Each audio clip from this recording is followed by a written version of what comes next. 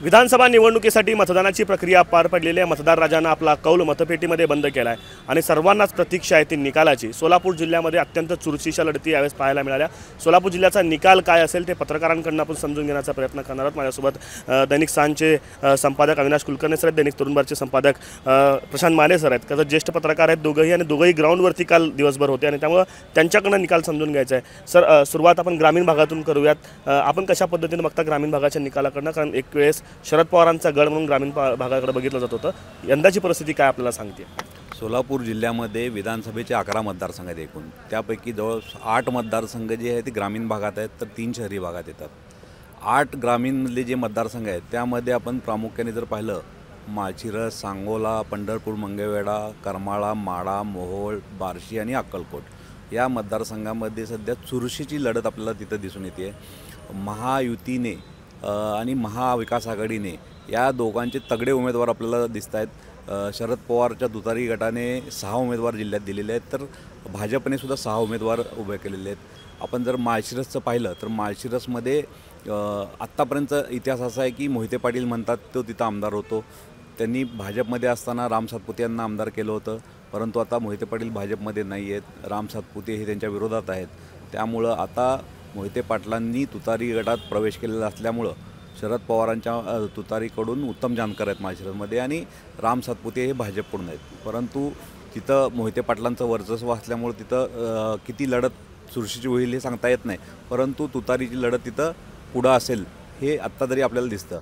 तुम्ही जर जवळचाच सांगोला बघितला तर सांगोल्यामध्ये आपल्याला तिरंगी लढत दिसते। तिथं एकनाथ शिंदे शिवसेनेचे विद्यमान आमदार शहाजीबापू पाटील, त्यांच्या विरोधात उद्धव ठाकरेंनी दीपक आबा साळुंके जे माजी आमदार राष्ट्रवादीचे होते त्यांना मैदान उतरवलं आहे। तर तिसरा महत्त्वाचा उमेदवार म्हणजे सांगोल्याच्या पारंपरिक आत्तापर्यंत 11 वेळा आमदार म्हणून ज्यांचं नाव झालेलं आहे असे स्वर्गीय गणपतराव देशमुख यांचे नातू बाबासाहेब देशमुख हे शेकापकडून आहेत। तर ह्या तिरंगी लढतीमध्ये चुरशीचं मतदान झालं आहे। जिल्ह्यात सांगोल्यात सर्वाधिक मतदान झालेलं आहे। तर आता आपल्याला 23 तारखेला नेमकं रिझल्ट कळेल, पण दरम्यानच्या काळात तुम्हाला 2 मराठा उमेदवार आहेत आणि 1 धनगर समाजाचा उमेदवार आहे। तिथं पूर्ण सांगोला तालुक्यात पाहिलं तर धनगर आणि मराठा असेच मोठा समाज असल्यामुळं मतविभागणी जर ह्या 2 शिवसेनेच्या उमेदवारात झाली तर कुठंतरी तो शेकापला फायदा होईल असं आत्ताचं चित्र आहे। परंतु मताचा टक्का इतका वाढला आहे की त्यामुळं तिन्ही उमेदवार सध्या रेसमध्ये आपल्याला असं दिसतं। तिथं शेजारच्या करमाळ्यामध्ये जर आपण गेलात तर करमाळ्यामध्ये सुद्धा तिरंगी लढत आहे। तिथं मागच्या वेळेस अपक्ष आमदार होते संजय मामा शिंदे, परंतु ते अजित पवार यांच्या निकटवर्तीय म्हणून समजले जातात। तर यावेळेसची गणितं फक्त लोकसभेनंतर अशी बदललेली आहेत की शरद पवारच्या गटातून मोहिते पाटील यांनी तुतारीची हातात देऊन माजी आमदार नारायण पाटील यांना उतरवलं आहे, तर एकनाथ शिंदे यांनी दिग्विजय बागवल यांना उमेदवारी दिलेली आहे। ह्या तिरंगी लढतीत तिथं समीकरणं अशी आहेत की नारायण पाटलांनी माजी आमदार जयवंतराव जगताप यांना सोबत घेतलं आहे, सावंत गट म्हणून तिथं एक मोठा गट आहे राजकीय, त्याला सोबत घेतलं आहे। तर त्या प्रचाराच्या दरम्यान भाजपचे तालुका अध्यक्ष गणेश चिवटे हे अपक्ष उमेदवार संजय मामा शिंदे यांच्याकडे गेलेत। त्यामुळे या तिरंगी लढतीत चुरस निर्माण झाली आहे। बागल किती मतं खातात यावर या दोघांच्या विजयाची उमेदवारी निश्चित होणार आहे। विजयी आता दरम्यानच्या काळात जर आपण पाहिलं तर संजय मामा आत्ता कुठंतरी पुढे दिसतात, पण तिथं तुतारीसुद्धा प्रत्यक्ष चर्चेत आहे। कारण का तर करमाळ्याला माढा मतदारसंघ जोडलेलं, काही 36 गावं जोडलेली आहेत, आणि माढा म्हणलं की शिंदे बंधूंचं वर्चस्व आपल्याला कायम दिसून येतं। तर या मतांच्या जोरावर संजय मामा हे कुठंतरी पुढं जाताना दिसतात आपल्याला। त्यालगतच माढा मतदारसंघ जर आपण पाहिला तर माढा मतदारसंघाची सुद्धा परिस्थिती अशी आहे की माढा मतदारसंघाला माळशिरस आणि पंढरपूरची काही गावं जोडलेली आहेत। यावेळेस माढ्यात विद्यमान आमदार बबनदादा शिंदे हे मैदानात नाही आहेत, परंतु त्यांनी आपला मुलगा रणजित शिंदे यांना मैदानात उभा केलेलं आहे। आत्ता तर पाहिलं तर आपण 6 टर्म आमदार असलेले बबनदादा यांनी घड्याळाचं चिन्ह न घेता अपक्ष उमेदवार म्हणून मुलाला उभा केलं। कारण का तर लोकसभेला तुतारी एवढी चालली, त्या तुतारीची कुठेतरी धास्ती घेतल्याचं दिसतं आपल्याला शिंदे बंधूंनी। आत्ता परिस्थिती जर पाहिली तर शरद पवार तुतारींनी अभिजित पाटील हे युवा दमदार उमेदवार दिलेले आहेत आणि त्यांची चुरशी लढत आहे। त्यात आता धनाजी साठे जे माजी आमदार आहेत त्यांच्या ज्या सून आहेत त्या उभारलेल्या आहेत, मिनल साठे, त्या किती मतं खातात ह्याच्यावर अवलंबून आहे। माढा, पंढरपूर आणि माळशिरस अशी 3 गावं आहेत। मोहिते पाटलांनी अभिजित पाटील यांच्यासाठी जोर लावलेला आहे। तर एकूणच चित्र आता असं आहे की अभिजित पाटलांचं पारडं तिथं कुठेतरी आपल्याला जड दिसतं आहे। आणि त्याच्या लगत असलेल्या मोहोळ मतदारसंघ हा सुद्धा असाच आहे की तिथं माजी आमदार राजन पाटील यांचं वर्चस्व असतं, परंतु यावेळेस राजन पाटलांना शह देण्याचा प्रयत्न मोठ्या प्रमाणात झालेला आहे. त्यांच्याच राष्ट्रवादीमधले अनेक जण त्यांच्या विरोधात आहेत, कारण राष्ट्रवादी फुटलेली आहे. त्यामुळं राजन पाटलांना यावेळेस काय त्यात नेमकं यश येईल हे सांगता येत नाही आत्ता, कारण आपण लोकसभेला जर पाहिलं तर तिथं काँग्रेसच्या प्रणिती शिंदे यांना जवळपास 63,000चा लीड होता. त्यामुळं आत्ता आपण जर पाहिलं तर तिथं राष्ट्रवादी तुतारीचे राजू खरे आणि यशवंत माने विद्यमान आमदार यांच्यात लढत आहे. पण ती खरी लढत जर पाहिली आपण तर राजन पाटील हेच मैदानात आहेत. त्यामुळं प्रत्यक्ष चुरशीचं मतदान तिथं झालेलं आहे. आपल्याला निकालानंतर कळेल की तिथं नेमकं कोण असेल, कारण फार चुरशी लढत तिथं झालेली आहे.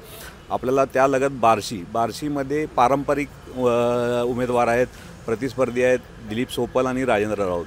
फक्त एवढंच असतं की ती दरवेळेस कुठल्या पक्षात असतात हे ऐन वेळेसच कळतं. त्यामुळं तिथं लोकांमध्ये मतदारांमध्ये बी संभ्रम असतो, परंतु त्या दोघांच्या नावानेच बार्शी मतदारसंघ ओळखला जातो. एकदा ह्याला आमदार एकदा ह्याला आमदार असं बार्शीचे मतदार करताना दिसतात आपल्याला. परंतु ह्यावेळेस दिलीप सोपल जे उद्धव ठाकरे शिवसेनेचे उमेदवार आहेत त्यांची जमेची बाजू म्हणजे त्यांच्यासोबत यावेळेस शरद पवार तुतारी आहे आणि विजयसिंह मोहिते पाटीलसुद्धा ते मदत करत आहेत त्यांना.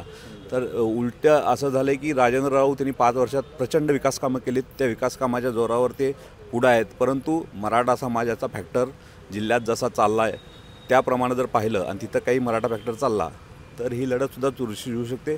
सांगणं कठीण आहे की नेमकं इथं काय होईल.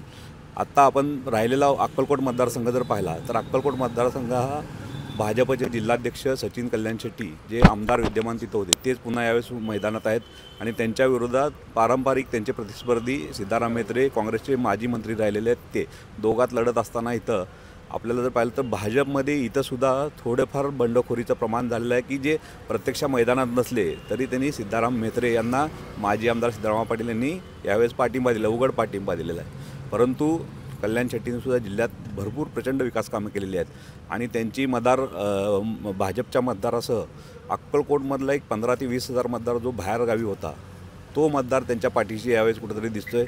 त्यामुळं सचिन कल्याण शेट्टी यांचं पडदं इथं आपल्याला अक्कलकोटमध्ये जड दिसतं आहे. एकूणच जर आपण जिल्ह्यातल्या 8 मतदारसंघाचं पाहिलं तर आपल्याला पूर्णपणे मराठा फॅक्टर चालतो आहे असंही दिसतं आहे आणि आत्ताचं इलेक्शन कुठंतरी जाती धर्मावर सुद्धा आपल्याला दिसतं आहे.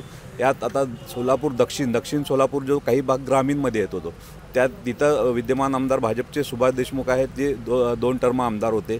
तिथं ह्यावेळेस त्यांना अपक्ष उमेदवार धर्मादाय काडादी यांनी जोरदार टक्कर दिलेली आहे. परंतु तिथं महाविकास आघाडीत बिघाडी झाल्याची आपल्याला दिसलेली आहे.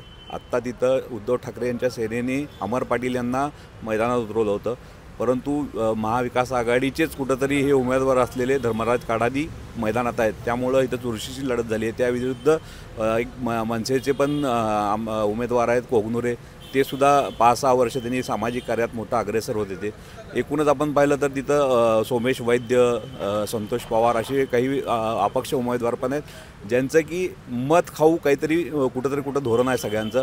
त्यामुळं इथं चुरशी लढत दिसते आपल्याला. पण सुभाष देशमुख ह्या मत विभागणीचा फायदा भाजपला सुभाष देशमुखांना होतोय असं दिसतंय आपल्याला. नक्कीच. खरं तर याच्यामध्ये बाबा मिस्त्रींचं एक नाव राहून गेलं असं मला वाटतं, कारण बाबा मिस्त्रींनी मागच्या वेळेस काँग्रेसच्या दुसऱ्या क्रमांकावर राहिलेले होते. 55,000 मतं जवळपास मिळाली होती, 58,000च्या आसपास जवळपास मतं मिळालेली होती.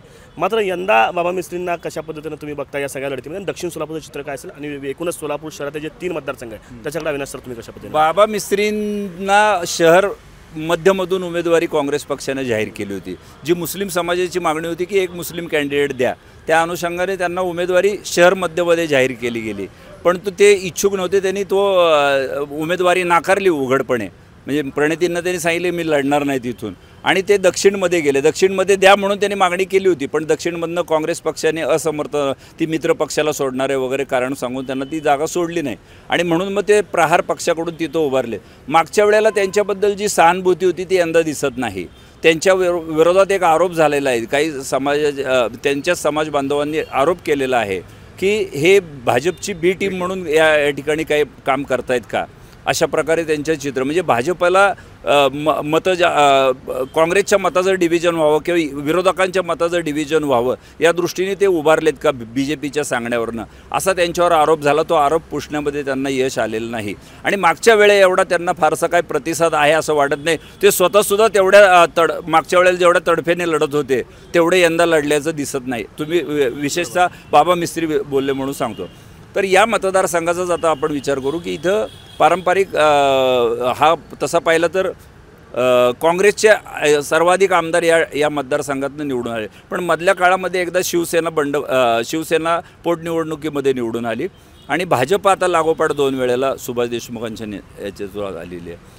त्या ठिकाणी मुख्यमंत्री असताना सुशीलकुमार शिंदे मोठ्या विक्रमी मताधिक्याने निवडून आलेले आहेत. म्हणजे संमिश्र वस्ती असलेला आणि संमिश्र राजकारण चालणारा हा सगळा शहरालगतचा शहरातला 60% आणि 40% ग्रामीण भाग असा सगळा हा मतदारसंघ आहे.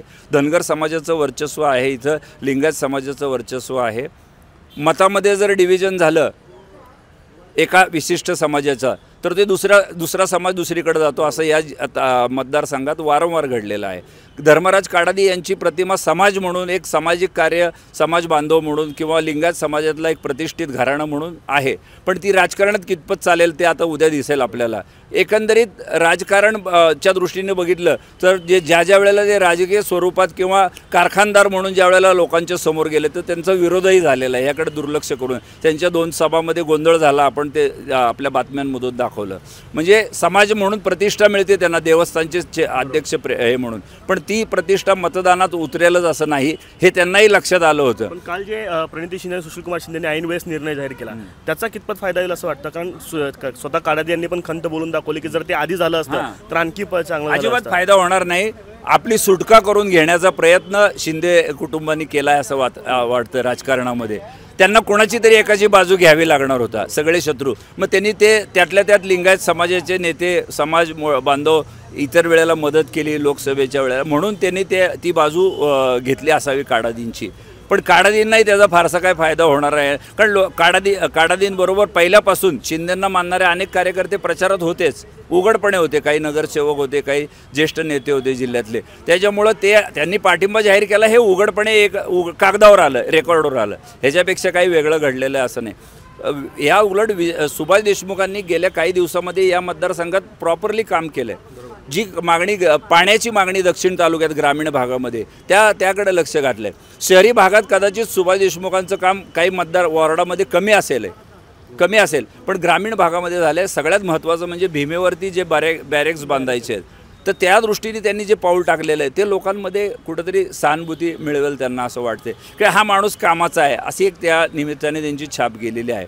मग उजनीच्या कार्यक्षेत्रातली काही कामं असतील किंवा पाण्याचा हा प्रश्न सांगितला भीमा नदीचा, अशा पद्धती रस्त्याची काही कामं झालेली आहेत. त्याचा फायदा सुभाष देशमुखांना मिळवतील आणि या विरोधकात अमर पाटील आणि काडादी यांच्यामध्ये मताचं नक्की डिव्हिजन झालं. खरं ते दोघं एकत्र एकाच समाजाचे एकाच साखर कारखान्यामध्ये एकत्रित नेतृत्व करणार. मग लिंगायत समाजाच्या मतामध्ये आणि विरोधकांच्या मतामध्ये जरा उघडपणे फूट दिसते. बाबा मिस्त्री पुन्हा जर थोडेफार जरी पळाले आणि इतर विरोधक म्हणजे मुस्लिम पारंपरिक जो BJPचा विरोधक समजला असतो त्या मताचाही परत डिव्हिजन आहे. मग त्यामुळं सेफ वाटतात सध्याच्या स्थितीमध्ये सुभाष देशमुख. आता आपण मध्यमध्ये येऊ. मध्यमध्ये इथं कोणतीही गुणवत्ता नाही, कोणत्याही निकषावर नाही, केवळ आणि केवळ धर्मवादावर हिरवा विरुद्ध भगवा अशीच निवडणूक इथं झालेली आहे. ज्याची भीती होती तेच घडलं आणि जे वारंवार घडतं तसंच तिथं घडतं. तिथं गुणवत्तेला विकासाला तिथं फक्त पैशाचा पूर, गरिबीचा फायदा घेणं, आपला प्रभावी मुद्दा मांडणं अशा पद्धतीनं म्हणजे धर्मांध किंवा जाती मुद्दा मांडणं या भोवती केंद्रित राजकारण झालेलं आहे. तसंच यंदाही दिसतंय. MIM पक्षाचे शाब्दी उमेदवार आहेत तिथं. काँग्रेसकडून चेतन नरोटे आहेत, भारतीय जनता पार्टीकडून देवेंद्र कोठे आहेत आणि अपक्ष बरंच काम केलेले या मतदारसंघाचं नेतृत्व केलेले आडम मास्तर आहेत. ज्यांनी आशियामध्ये खंडामध्ये एवढा मोठा प्रोजेक्ट राबवला. पंतप्रधान त्यांच्या कार्यक्रमाच्या उद्घाटनासाठी आलते गृहनिर्माणच्या. पण ते स्पर्धेमध्ये म्हटलं कामाच्या निकषावर म्हटलं तर ते मागं पडतात. कारण एका बाजूला एक मुस्लिम कॅन्डिडेट, त्याच्या विरोधात 3 हिंदू कॅन्डिडेट प्रबळ तसे 20 कॅन्डिडेट आहेत या मतदारसंघामध्ये आणि त्याच दृष्टीने प्रचार कार्य राबवलं गेलं. मी हे धर्मांधाकडे का वळाली असं जातो की तशाच पद्धतीचे प्रचारक आणले गेले जे कडवी भाषा बोलतात, ज्याच्यावर शिट्ट्या मिळतात तरुणांच्या, पण बाकी काय मिळत नाही, ज्याच्यामुळं तणाव निर्माण होतं. तिकडून ओवेसी असतील, इकडून मला वाटतं माधवी लता असतील किंवा आणखी कोणी मागच्या वेळेला तर अगदी आपण बघतो उत्तर टी राजा वगैरे ही सगळी माणसं. मग अशा पद्धतीने जर राजकारण खेळलं मग बहुसंख्याक या मतदारसंघामध्ये हिंदूच आहेत, पण हिंदूच्या मतामध्ये डिव्हिजन आहे आणि मुस्लिमांचं एक गठ्ठा मतदान तिथं ज्या वेळेला मुस्लिम कॅन्डिडेट आहे मग तो कुठल्याही पक्षाचा असू दे, कदाचित अपक्ष असू दे, त्याला तेवढं समाजाचं जे मतदान होईल त्याच्यातलं 80-90% मतदान त्याला एकतर्फी होतं. असा आजवरचा इतिहास आहे. यावेळेला सुद्धा आता जवळजवळ 1 लाख मतदार मुस्लिम समाजाचा आहे आणि एकूण मतदान 2 लाख झालेलं आहे. 59% मतदान झालेलं आहे एकंदरीत. म्हणजे आणि मुस्लिम समाजाचं मतदान असं सांगितलं जातं की 68 ते 70 हजाराच्या दरम्यान मुस्लिम समाजाचं मतदान. अशा पद्धतीनेच आता सध्या चर्चा आणि आकडेवारी मांडली जाते. म्हणजे हा समाज म्हणजे इकडे येईल आणि बाकीचा समाज म्हणजे इकडं जाईल. आणि लोक असंही गणित मांडतात की चेतन नरोटेंना आणि आडम मास्तरांना जेवढी मतं पडतील तेवढी मतं भाजपच्या म्हणजे भगवा कोटामधनं काटली जातील असं गणित मांडलं जातंय. हे सगळं असं अंतिम काय चित्र दिसतंय तुम्हाला? अंतिम चित्र स्पर्धेत म्हणजे जर धर्मवादाकडे खरोखरच निवडणूक झुकल्याचं दिसतंय आणि जर झुकले असेल तर देवेंद्र कोठे आणि फारुख शाब्दी यांच्यातच सामना झाला आहे. कोठे यांच्या कुटुंबामध्ये मला असं वाटतंय यंदा एक खुशी आणि एक गम येईल का काय अशी स्थिती आहे. कारण काका आणि पुतण्या मैदानामध्ये आहे. काकांनी सामना चांगला दिलाय, तुतारी जोरदार वाजवली, पण ती वाजवता छाती दुखेल इतक्या प्रमाणामध्ये वाजवली. ती विरोधकाची सुद्धा छाती आता दुखायला लागली बघून. एवढा प्रचार त्यांचा झाला. थोडं उत्तरकडे म्हणून मी उत्तरकडे तसंच गेलो. तिथं महेश कोठे माजी महापौर 6 वेळा जवळपास निवडून आलेले आहेत यातल्या काही भागामधनं.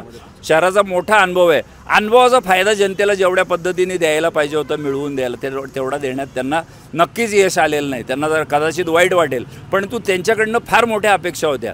सुशील कुमार शिंदेच्या पेक्षाही जास्त राजकारण शहरामध्ये ते करत होते. शिंदे त्यांच्याकडे सगळ्याच्या सत्तेच्या चाव्या दिल्या होत्या, तरी शहरामध्ये पाण्याचा पुरवठ्याचा प्रश्न ते सोडवू शकले नाही.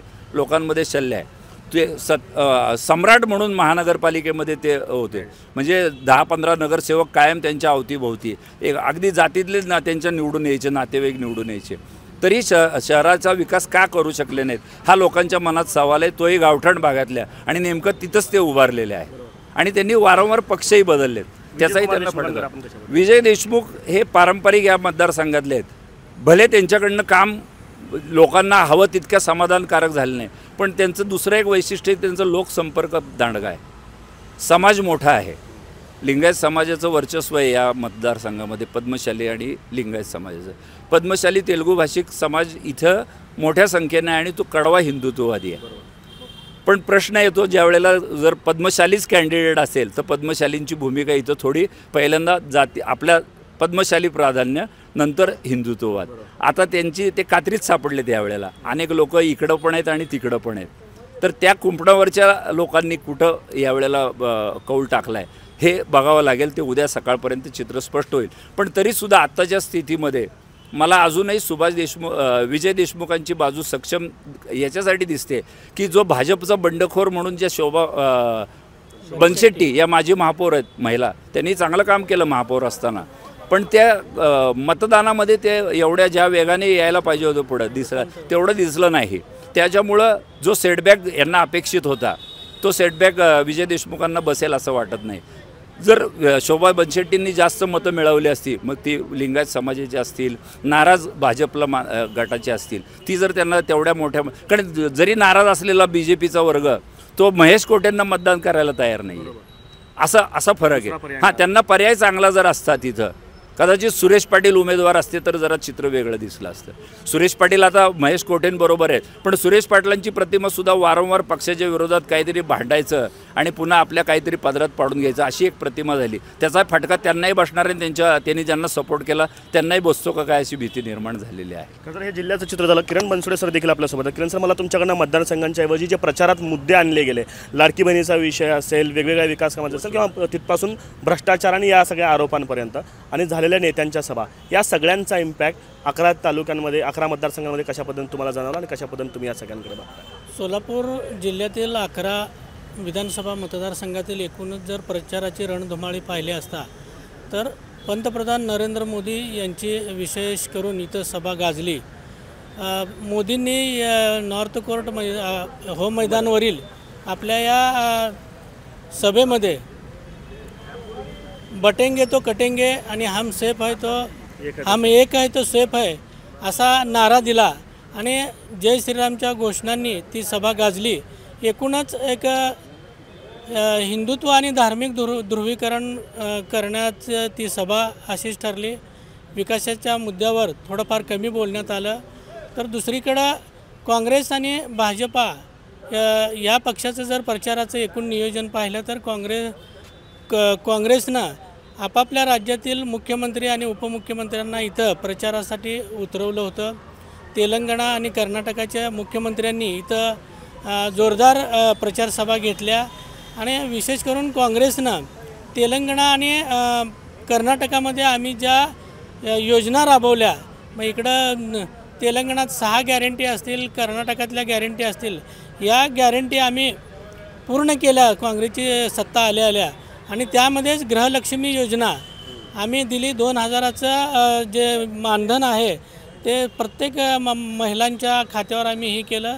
काँग्रेस हे वचन पाळणारी पार्टी आहे, तर दुसरीकडं भाजप हे केवळ घोषणा करते असा आरोप या प्रचारसभामध्ये काँग्रेसच्या नेत्यांनी केला. विशेष म्हणजे मोदी गॅरंटी असं केवळ बोललं जातं आहे, परंतु काँग्रेसच खऱ्या अर्थानं गॅरंटी खरी करून दाखवते असं एकूण यामध्ये त्यांच्यामध्ये दावे प्रतिदावे झाले. तर दुसरीकडं भाजपने कडवे हिंदू असणारेच जास्तीत जास्त नेते आणि पदाधिकारी इथं प्रचारसभेत उतरवले आणि या अनुषंगानं भाजपचा कल थोडा हिंदुत्व आणि धार्मिक ध्रुवीकरणाचाच दिसून आला.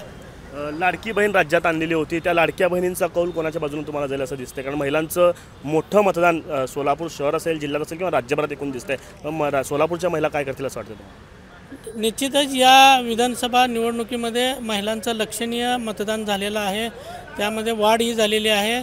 लाडकी बहीण योजनेमुळंच या मतदानाच्या टक्केवारीत वाढ झाली आहे. निश्चितच हा टक्का थोडाफार महायुतीला प्रभाव देणारा आहे, त्याच्याकडे कल जाईल अशी शक्यता आहे. खरं तर नक्कीच सर, सोलापूर जिल्ह्याचा जर आपण मागच्या निवडणुकींचा विचार केला तर 10 आमदार 11पैकी हे सत्ताधारी होते आणि केवळ प्रणिती शिंदे या एकमेव विरोधामध्ये असलेल्या काँग्रेसच्या आमदार होत्या. मात्र प्रणिती शिंदेसुद्धा आता लोकसभेमध्ये गेलेले आहेत. त्यामुळं आत्ता या येणाऱ्या निवडणुकीमध्ये उद्या निकाल स्पष्ट होताना नेमकं निकाल मतदार कोणाच्या बाजूनं कौल देतात हे पाहणं तितकंच महत्त्वाचं ठरणार आहे. सोलापूर जिल्हा हा राज्याच्या सत्ता केंद्रामध्ये महत्त्वाचा मानला जातो आणि त्यामुळं सोलापूर अस्तित्वाची ही लढाई आहे. नक्कीच काँग्रेसच्या अस्तित्व तुम्ही आता जे म्हणलात की मागील जर आत्ताचं चित्र सध्याचं जर पक्ष बल जर पाहिलं, आपल्या सोलापूर जिल्ह्यातील 11 विधानसभा मतदारसंघापैकी केवळ एक मतदारसंघ शहर मध्यमध्ये काँग्रेसचा आमदार होता, तर उर्वरित 10मध्ये महायुतीचा प्रभाव असणारे सर्व आमदार होते आणि हे एकूणच अशा या पार्श्वभूमीवर ही निवडणूक लढविली जाते. काँग्रेसची एक जागा तीही आता विद्यमान ज्या आमदार होत्या त्या खासदार झाल्या, प्रणितीताई शिंदे, आणि ती जागा आता काँग्रेसचे चेतन नरोटे हे लढवित आहेत. तिथं अटीतटीची लढाई होत आहे. यामुळे इथं काँग्रेसची थोडी एकूणच मतविभाजनामुळे पिछाट होती की काय अशी एकूण परिस्थिती आहे. यामुळे काँग्रेस त्याचबरोबर माजी केंद्रीय गृहमंत्री सुशीलकुमार शिंदे आणि खासदार प्रणिती शिंदे यांच्या अस्तित्वाची ही लढाई आहे. जर तो मतदारसंघ राखला गेला नाही तर निश्चितच इथून जो काँग्रेस राष्ट्रवादीचा बालेकिल्ला मानला जातो त्यापैकी काँग्रेसची एकमेव जागा जर इथं पराभूत झाली तर काँग्रेसचं इथं लयाला गेल्याचं चित्र पाहायला मिळेल. नक्कीच बरोबर. सर, तर शरद पवारांचा बारामतीनंतर सगळ्यात महत्त्वाचं शहर जर शरद पवारांना कुठलं प्रिय असेल तर तो सोलापूरकडून बघितलं जातं. सुशीलकुमार शिंदे यांचं सरकार राजकीय नेता जो आहे तो ज्याने देशावरती नाव कमवलं त्यांचा हा जिल्हा आहे. त्यामुळे काँग्रेस आणि राष्ट्रवादीसाठी एक बालेकिल्ला एक प्रकारे हा सोलापूर जिल्हा होता. मात्र मागच्या काही वर्षांमध्ये भाजपनं या ठिकाणी सुरंग लावलेला आहे. 10 विद्यमान आमदार जे आहेत ते या सोलापूर जिल्ह्यात राहिले आहेत. त्यामुळे एक प्रकारे काँग्रेस आणि राष्ट्रवादी या दोन्ही पक्षासाठी अस्तित्वाची लढाई जी आहे ती या जिल्ह्यात पाहायला मिळणार आहे। मतदार आपला कौल कोणाच्या बाजूने देतात हे उद्याच्या निकालांमधून स्पष्ट होणार आहे आणि तोपर्यंत आपल्याला प्रतीक्षा करावी लागणार आहे। पत्रकारांचा एक कौल या माध्यमातून जाणून घेण्याचा प्रयत्न आपण या निमित्तानं केला आहे। कॅमेरा पर्सन अयूब कांतीसह आफताब शेख, ABP माझा, सोलापूर। ABP माझा, उघडा डोळे बघा नीट।